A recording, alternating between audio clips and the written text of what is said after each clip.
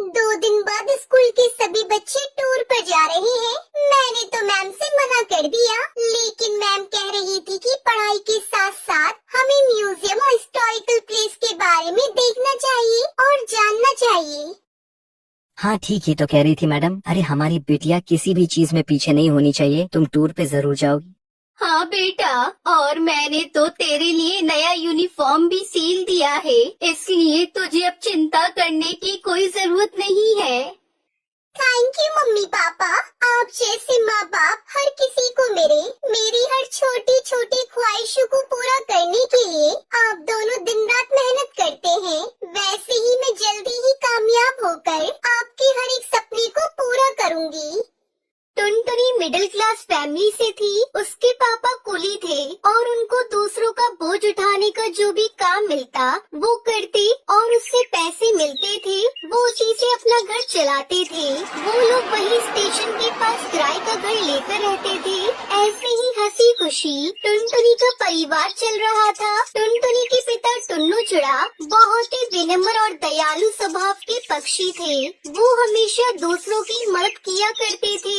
ऐसे ही एक दिन एक अंधी पक्षी अपने बच्चे को लेकर स्टेशन पर ट्रेन आने का इंतजार कर रही थी। तभी अचानक से उसका पैर फिसल जाता है और उसका बच्चा पटरी पर गिर जाता है। माँ मुझे बचाओ, माँ बचाओ मुझे। अरे बेटा कहाँ हो तुम? गोलू, मेरे बच्चे कहाँ हो तुम गोलू?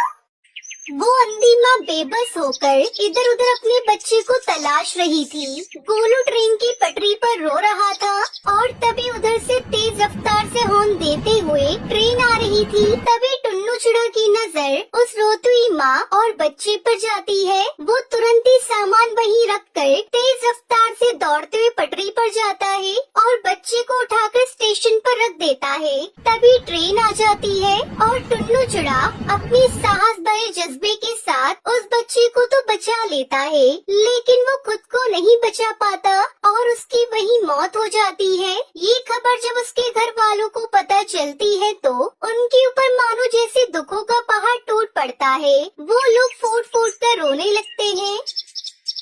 माँ पापा हमें छोड़कर कहाँ चले गए? माँ हमारा क्या होगा? माँ कौन मेरी हर इच्छा को पूरी करेगा?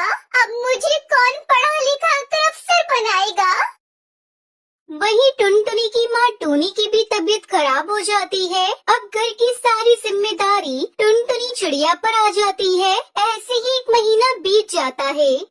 माँ मैंने दाल और रोटी बनाई है, चलो माँ थोड़ा सा खाना खा लो। तुम खा लो बेटी, मुझे भूख नहीं है। माँ अगर आप नहीं खाओगी तो फिर मैं भी नहीं खाऊंगी। थोड़ा सा खा लो ना माँ। आपको इस तरह देखकर पापा को भी अच्छा नहीं लग रहा होगा। प्लीज माँ खा लो। उसके बाद टूनी चिड़िया थोड़ा खाना खाती है। इसी तरह समय बीत रहा था। इस बीच टुनटुनी का 10वीं का रिजल्ट आता है और वो अपने पूरे स्कूल में टॉप करती है।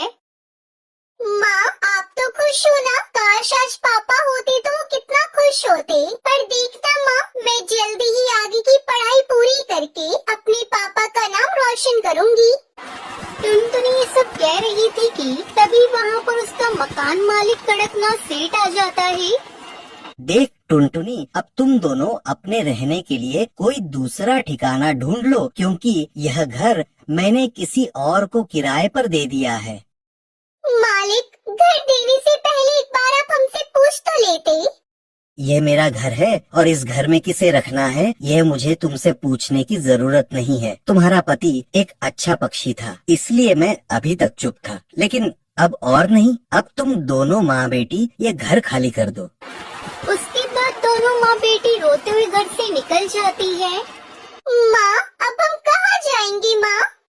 जहाँ बेकिस्मत ले जाए बेटी। चल बेटी मेरे साथ चल। उसके बाद दोनों माँ बेटी घर की तलाश में निकल पड़ते हैं, लेकिन उन्हें कहीं कोई घर नहीं मिलता। वो दोनों एक सुनसान सड़क पर बस चले जा रही थी। तभी एक तेज रफ्तार गाड़ी आती है और टूनी चिड़िया को टक्कर मारकर चली जाती है। माँ ये आपको क्या हुआ माँ? अरे कोई है तो मेरी मदद करो। अरे कोई है। सुनसान सड़क पर उसकी मदद करने वाला कोई नहीं था। तभी उसे वहाँ एक बस दिखाई देती है और टुनटुनी टुनटुनी चिड़िया जैसे तैसे करके अपनी माँ को बस में बिठाकर उसे चलाते हुए हॉस्पिटल ले जाती है। देखिए चिड़िया, तुम्हारी माँ के सिर से काफी खून बह गया है, हमें ऑपरेशन करना होगा। तुम जल्दी से 1 लाख रुपए जमा करवा दो। डॉक्टर साहब, आप ऑपरेशन की तैयारी करिए, मैं अभी पैसे लेकर आती हूँ। टुनटुनी उसी बस में बैठकर रो रही थी।